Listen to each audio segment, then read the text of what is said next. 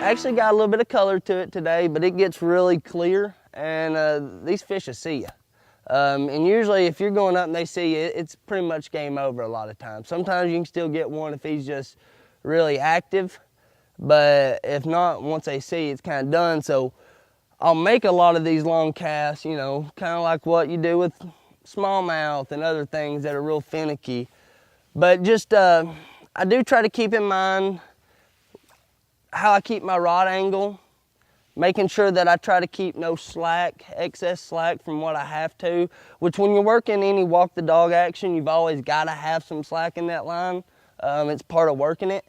But just trying to keep in mind that, keep that rod at all times, knowing that when you get that bite, you're still going to be ready.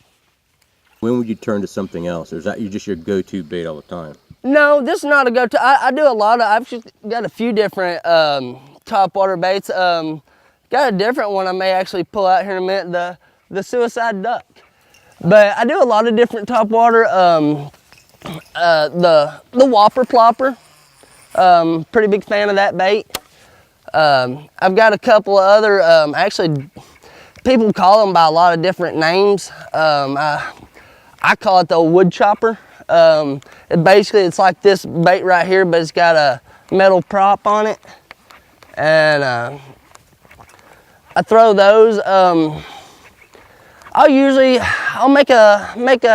spend about 30 minutes, an hour or something with a bait, and if I don't feel that that's what they're going after, I'll try something else. I'm never shy to try something different, but I'm also a firm believer in throwing what you have confidence in. There will be some days I will fish all day and I might not even change my bait.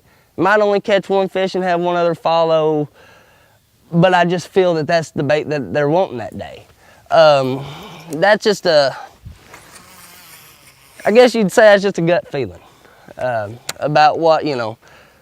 In the fall, this time of year, later summer, I like a lot of walk the dog action baits. They're moving a little bit slower, but they got a lot of aggression to them at the same time.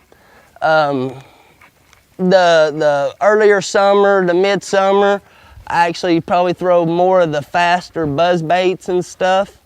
Throwing them faster, like I said, I'm whizzing them things across the water. Most people look at me when they first go out fishing thinking, what is he doing? Because I mean, I'll be whizzing that thing, but I mean, I have a lot of success with it.